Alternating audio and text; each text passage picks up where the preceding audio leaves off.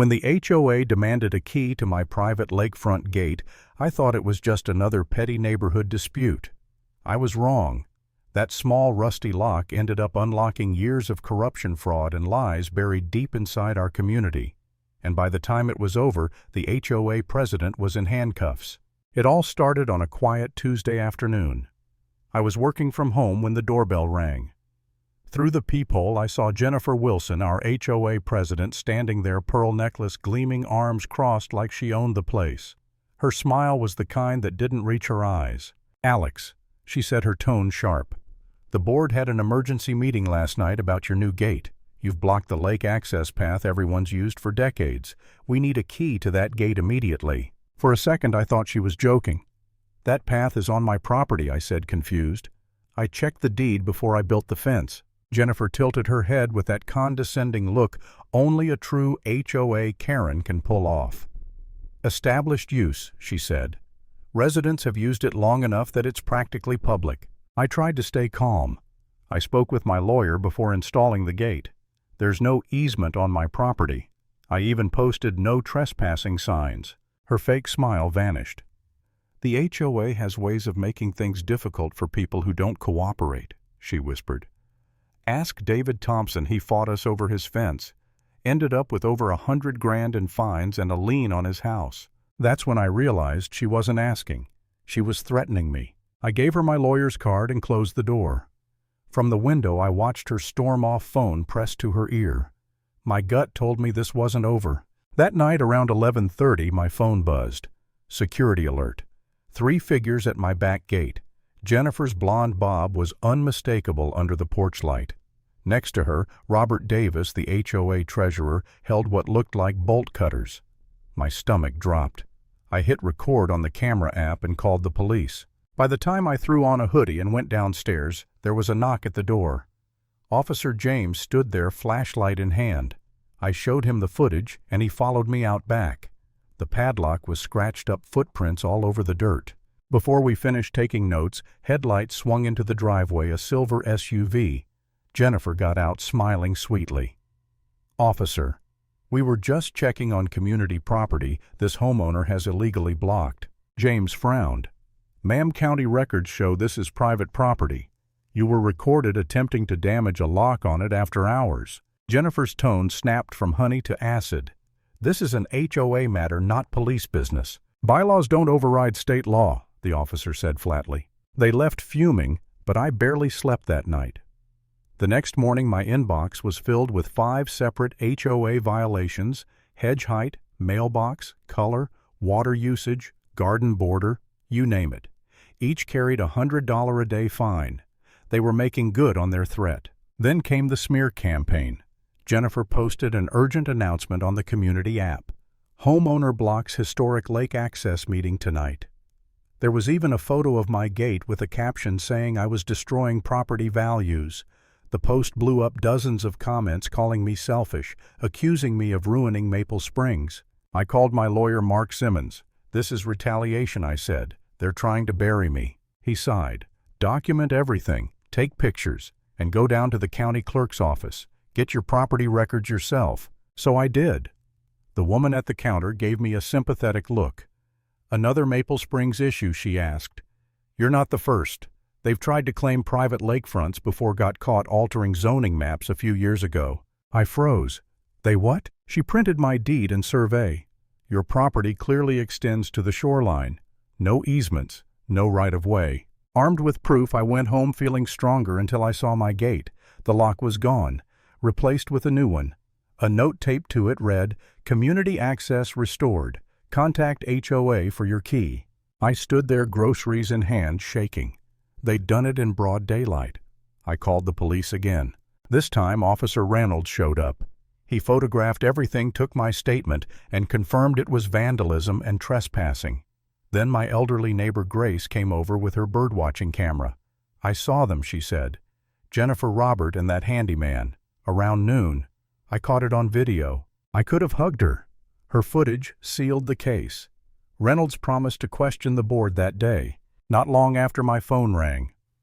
Unknown number. "This is Robert Davis," a tense voice said. You've made a serious mistake involving the police. Drop the charges and we'll forget the gate." "You destroyed my property," I replied. His tone dropped. "Jennifer knows people. Your boss plays golf with her husband. Think about what matters more, a stupid gate or your career." My hands were trembling when I hung up. Not with fear this time, but anger. That night I replaced their lock with the toughest one I could find and installed 2 more cameras. Then I added a big laminated sign, "Private property. Trespassers will be prosecuted." The next morning I saw them again, Jennifer and her entourage blocking my driveway. Grace called to warn me, but it was too late. I walked outside, phone recording in hand. Jennifer stepped forward. "Remove that police report immediately," she snapped. "The board has decided your behavior is hostile to the community." Robert adjusted his glasses. "We're giving you one chance to be reasonable before this gets unpleasant." "Are you threatening me?" I asked, holding up my phone. "We're protecting community interests," he said coldly. Jennifer smirked. "Do you know who I am? I chair 3 charity committees. My husband plays golf with the mayor." I shrugged. "None of that gives you the right to break into my property." Doug from the landscaping committee jabbed a finger at me. "You're making powerful enemies here." "Then move," I said, stepping toward my car. "I'm going to work." They finally parted, but Jennifer wasn't done. She handed me an envelope. "Special assessment. $500 due by Friday for added security costs caused by your behavior." I didn't even open it. "My lawyer will love this," I said, and drove off. That evening my phone exploded with texts. "Emergency HOA meeting tonight." Grace called, trembling. "They said it's for homeowners in good standing only. And Alex, they're voting to put a lien on your house. They claim you owe $115,000 in violations." My legs nearly gave out. "That's insane." "I know," she whispered. "They made charts, dates, fake letters. It's all fabricated." I hung up and called my lawyer and Officer Reynolds. "Meet me there," I said. "We're not letting them get away with this." When we arrived, the community center was packed 50, maybe 60 people. Jennifer stood at the podium with a projector showing my gate, big red circles around it. "This homeowner," she declared, "has been in violation for years." I cut her off. "Actually, I'm here. And I brought my lawyer." Gasps. Whispers. My lawyer raised his voice. "This meeting violates your own bylaws. No notice, no agenda, no legality. Any vote tonight is void." Jennifer's smile cracked. "This is an emergency meeting." "What's the emergency?" I asked. "That you got caught breaking into my property." Murmurs rippled through the room. Officer Reynolds stepped forward. "If I may," he said calmly, "we're currently investigating a case of criminal trespassing and vandalism. We have security footage." He held up a plastic bag containing the broken lock. "With fingerprints." The room erupted. Neighbors turned to Jennifer in shock. One woman shouted, "You said it was community property." Jennifer banged her gavel, desperate. "Order, order." But the crowd wasn't listening anymore. Grace stood and raised her voice. "They fined me for my bird bath. Said it wasn't approved. I've lived here 23 years. Another neighbor shouted, "They charged us maintenance fees for that path. Where did the money go?" My lawyer leaned toward me. "Now would be a good time to mention the missing $45,000. I nodded. "Check the HOA financial reports," I said loudly. "They've been charging everyone for maintaining my private land. No maintenance has ever been done."